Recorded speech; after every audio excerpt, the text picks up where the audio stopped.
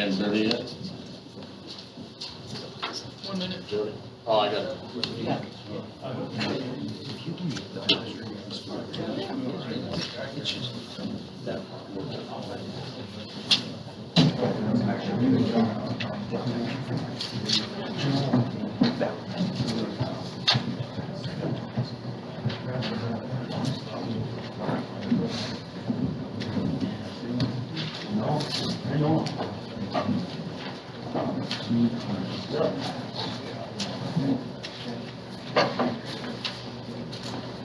Can you guys see that, or do you need the light turned down in front? All right, that's better. You're just focusing on you now. Yeah, I like it when it's more like this. It reminds me more of a bar. I like that setting. I usually do my best work there. For you guys that know me best. Anyway, good morning. Good morning. It's great to see you here. Very glad to be here this morning. Going to talk a little bit about what we do on the Oswald Ranch. And we're going to go through some things and some changes that we made and all that. I wasn't here last night for the social, for you guys that were here. Someone asked me, they're like, Darrell, we really missed you. You're kind of our social director. And my response to them was, the older I get, the less I want to be the social director, because the next day I'm really not worth a damn. So no worries, I'm clean and ready to get at it. So the title is Enhancing a Forage-Based Livestock Operation Using Balance, and I believe the title in there is using a systems approach, and there's a lot of things to that. I'll tell you a little bit about the ranch. Obviously, we're a mile and a half east from Wing, and we'll go through some of the components of the ranch, the people part of the ranch. These are my daughters, Audrey and Afton. And Audrey is the redhead. She's 11 years old now, and Afton is 5. And she has just started kindergarten a while back. And they're a huge reason why we do what we do, obviously. And they're a huge reason why we made the change to what we do today. And they're the future of the Oswald Ranch. We know that. Young people are our future. And I'd like to think that they're growing up in a totally different environment than I did, in a different thought process, because I came from a very traditional approach. The other part of the ranch is this guy. This is my dad. He'll be 80 years young in December. And these are all components of it. And he's my eyes and ears when I'm gone. Now, to my good fortune, this is a guy that went along with change and what we do quite readily and easily. He asks a lot of questions, but he keeps an open mind. And you know, he knows that what we're doing is improving the resource, and of course that's our number one goal. And we'll talk a lot about this guy as we go through the deal. First thing we did on the Oswald Ranch way back in 2006 is our grazing system lacked enough pastures to have adequate rest and recovery. Again, I've been fortunate enough to have a lot of good mentors, and many of them are talking today that know a tremendously more amount than I do about having adequate rest and recovery. But our ranch didn't have it. Our hay fields had become unproductive and they were a monoculture. Annual cropping had become a thing of the past. We didn't crop anymore, we hated it. We conventionally farmed in the 70s and 80s, and we were bad at it. And so we quit doing it. We didn't have much enjoyment or satisfaction in our production model. Now, the sad thing about these things, they're very common today in production agriculture, aren't they? We see it all the time. It's all too common that we don't enjoy what we do. We don't have the production that we want. We have to input ourselves to death. I say this a lot, but the production model today in modern agriculture is broken, and we need to fix it. Many of you know I managed the Minokan farm. I've worked for the Burley County Soil District for almost 20 years, and we talk about that a lot. The people that come to the Minokan farm, the individuals that come to workshops like this, know that things have to change. And so, unfortunately, or fortunately, our problems weren't very much uncommon from everybody else. This is what we had before. This is the home place. I live right by Wing. You can see the town. Predominantly a 3-pasture system. We had 3 different herds. Again, pretty common scenario. We were season-long grazing, and of course with season-long grazing we had low stock density, spot grazing. We were constantly regrazing plants. We had shallow roots and low production. These are things that we all know now for sure. The one good thing about this system is it does favor the animal. It does not favor the resource, but it favors the animal. Why does it favor the animal? You're constantly regrazing plants, right? And so we'll talk a little bit about that when we run yearlings, and I'll talk about the grazing system. That season-long grazing from a production model, from a production standpoint, I generally can't beat it because it favors the animal that much. We went about and set some goals. Of course, we wanted to increase the amount of forage we produce by keeping an emphasis on the soil health. So we centered it around that. We wanted to be flexible in our management of resources. So many times today, again, the current production model, there's no flexibility. We are tied to what we do. I think a great example of that right now is what we hear and we see in the soybean production model, in the corn and soybean. Those people, those individuals are tied to what they do. In the beef industry, we see it. They have to wean their calves by a certain date. They have to sell their calves by a certain date. There's no flexibility. Obviously, we have to be financially profitable. That's all part of it, to be sustainable. And again, we have to have fun while we'll do it. We have to have fun while farming and ranching. When I was growing up, my mother was an educator, my dad worked off the farm, and then we ranched. Both of them encouraged all of us kids to get an education. Because why? You didn't want to come back to the farm and ranch because of what? It's hard work, a lot of heartache, there wasn't a lot of money.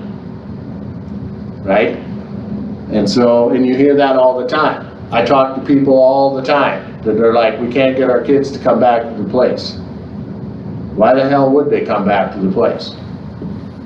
If you're not going to make any money and all you're going to do is work and it's not any fun, you can't expect a young person to step into that willingly and say, oh, well, that looks great. But it doesn't work that way. So you have to have fun while farming and ranching. So we went ahead and built the system. And I won't read all those things off, but the single biggest thing on there, and I don't know which one is the pointer, oh, there it is. The single biggest thing that we did from a financial standpoint is we moved our calving date to match what Mother Nature is doing. That's the single biggest thing. It was very hard to overcome that, but we do it now and we do it willingly, and there's a lot of reasons why we do it. Again, we attended the holistic resource management class. I like to call it the systems approach to agriculture. I think that's the name of the title. What affects one thing affects the whole. That's how we make decisions. We don't treat symptoms anymore, we fix the problem. Yes? When is your calving date now? We calve from from May 20th, 15th, 20th to about the middle of July. And we used to stop at the beginning of July, but we kind of got over that deal too, so we can calve to the middle of July now. And we, you know, when we were growing up, we calved in March, and you name it. We run the gamut, so. But you can see all the things that we did to go ahead and build the system. Using a holistic approach to our management. These are the things that can happen when you calve out the grass. They're having a good time. They're not dragging a calf sled through knee-deep mud into a pole barn bedded with straw, seeing their father cuss and swear. This is what can occur.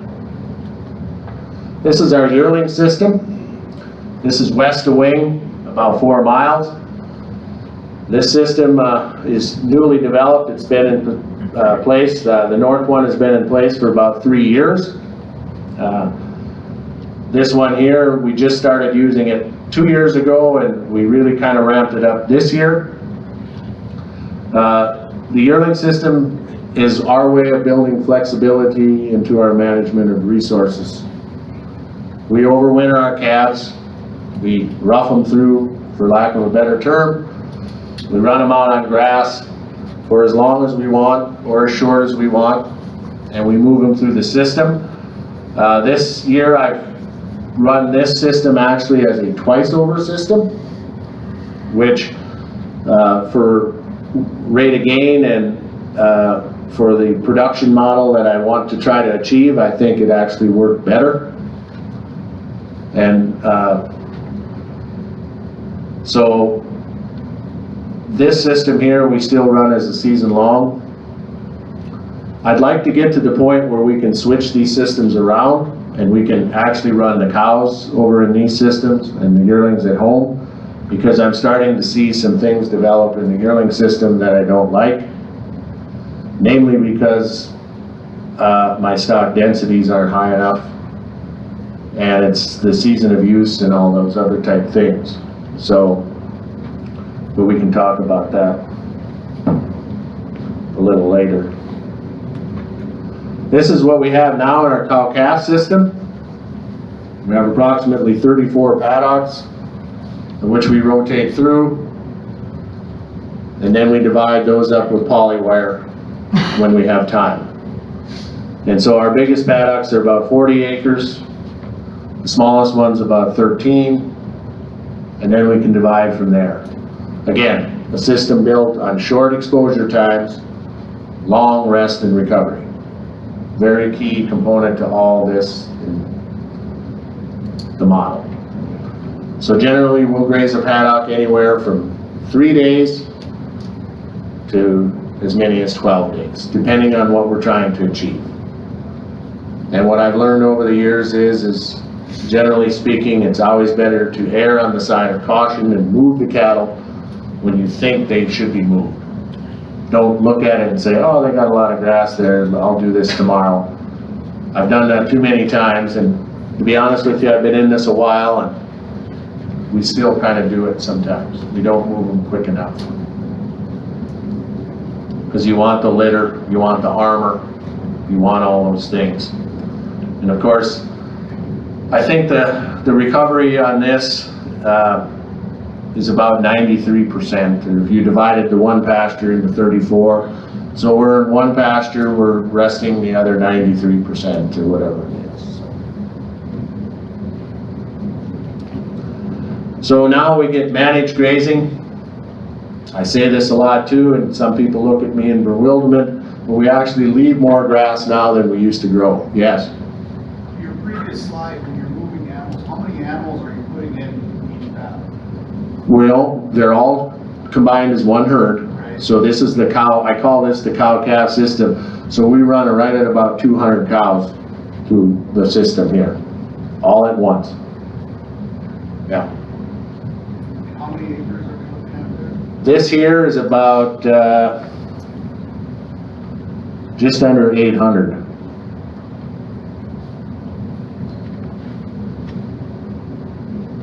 Actually, it's a little over 800, excuse me. that we graze. So now with managed grazing, this is what we get. Oops. So we got higher stock density. I don't think all the time that we have as high a stock density as we should. Again, I'm away a lot at work and doing things. Our fences are predominantly 2-wire electric with both wires hot. And then we use that poly wire when we can and when we have time. We have thicker roots, deeper roots, more tillering and high production.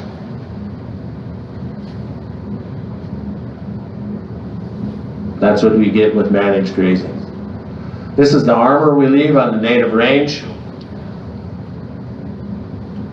Capture every raindrop where it falls. I learned that from Gene Govan. I think he was the first one I heard him ever say that. Gene's a great mentor, a wise sage, as I say. Capture every raindrop where it falls. Just a quick side note, we were going down the road, when did we have the drought, 2016? Was it 16? We were coming up the driveway one day and my then 70 or 8-year-old father looked over at me and he's like, Darrell, he said, it doesn't seem that dry here. He said, what's your explanation for that?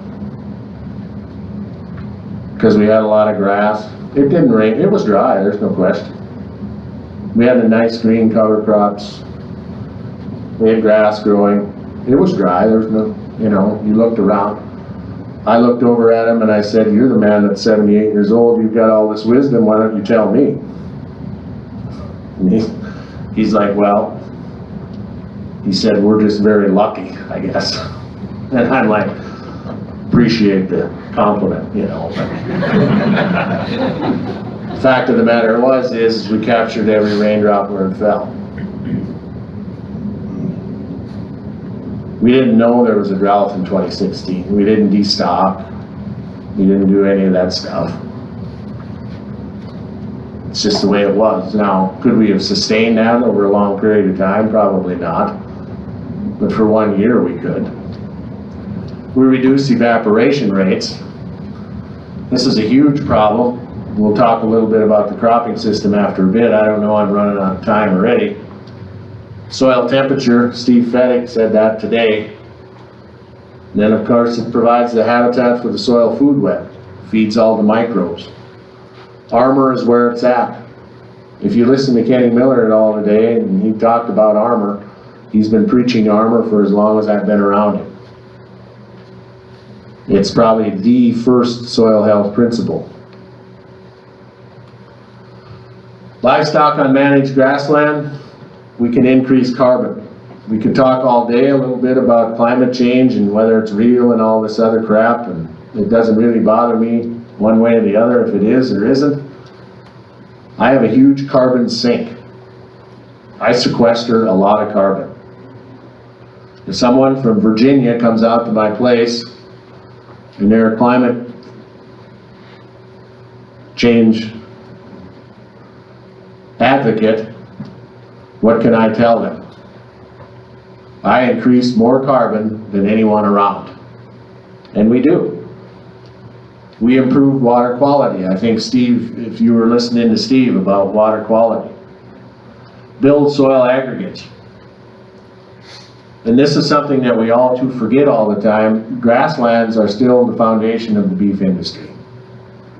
We talk about building feedlots and doing all those things, and none of those things are inherently bad. They're all part of a different production model. But we still need grass to raise calves and cows, so we can do all those things. And there's room for all the systems in the model. But the grassland is the foundation of the beef industry, and we all too often forget that. Livestock on cropland. We manage residue, helping to balance the carbon and nitrogen ratio. If any of you have heard Jay Fear, and I work with him just about daily, when he's here, he talks about the carbon cycle. Production agriculture, this should be the first thing that they talk about is the carbon cycle, because carbon is the driver for everything. And you can fix that ratio. We talk about huge amounts of residue. What do they tend to do in the valley? They dig up their residue, don't they? it could be feeding it. Think how many cows that we could feed. And it's just not out there. Animals, plants, and soils, again, we forget this, have worked together in the past. It has occurred. Environmental issues, we mentioned a little bit about that. The other thing is we can reduce the impact on perennial grasslands. Gives us a wider range of things to graze. This is a missed opportunity. This slide is from Hagenstaller from the University of Alberta. And this is just a slide that I use to show the growing season of an annual crop, but what could we do with a winter cover crop? And then of course even that next spring. If we put a biennial in here, if we used winter triticale and vetch, look at what we could do. Could have a continual live growing root. We could feed more livestock, be more profitable, be better, build soil aggregates, all those things. Capture nutrients so it wouldn't run off. Wouldn't that be great for water quality if we had a green growing plant there? It's the only safe place for the nutrient, correct? And then of course in the spring comes along, you can grow it again. But I think this slide, I don't know Hagenstaller. Sounds to me like he's a good German, so I might like it. But this is a good slide, and it shows what that can be done. We use cover crops on the Oswald Ranch as a bridge between the grazing systems and the cropping system. Again, we got back into annual cropping by using cover crops, and of course we're 100% no-till. No disturbance. If we would have had to go back to the old way of annual cropping, we wouldn't have done it. But now we do it, we use the cover crops as the bridge, and it works great. Here you can see these are cows grazing a full season cover. Grazing cover crops, what do we do?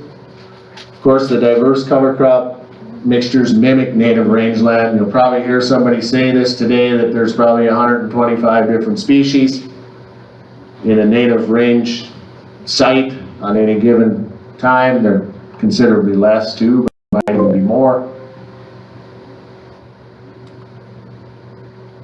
How do I fix that? Maybe push enter. Huh? Maybe push enter. This guy here. There. Good guy. Anyway, the cover crops that we use generally are about anywhere from 7 to 12 to 16 different species. So we use a lot of diverse cover crop mix. High nutritional value for livestock. We're grazing a cover right now. It was a season-long cover that I put in July. The calves have just exploded on that. And so it's high nutritional value for livestock. I don't have a scale at home, but our rate of gain on those calves is, they're just really freshening up nice. We won't wean we won't wean until probably sometime in mid-December. But we've got them on those cover crops now. And again, another benefit, of course, it allows recovery for native range. Too many times we look out and we see pastures that are just grazed for too long. And this is another way to get it off. Leave enough armor when you're grazing. Again, I won't read all them. These are the benefits of what it does. I have grazed cover crops too long. I am guilty of that. Most of the time I'm getting better at it. Like most things, I leave them in the right amount of time, but I have overgrazed them. You want to graze your cover crops just like you graze your rangeland. Lots of armor, lots of residue left. You need to have this stuff to do all this stuff. Cover crops are not a magic bullet, but you have to use them correctly. And the number one thing, of course, is to leave enough armor on your cover crop. This is a 2017 cool season cover crop mix. We've used this on different fields periodically. This happens to be a 6 or a 7-way mix that we use. You can kind of see the vetch and the peas and the oats coming. This is the cows grazing the cool season cover crop. I believe this is about the middle of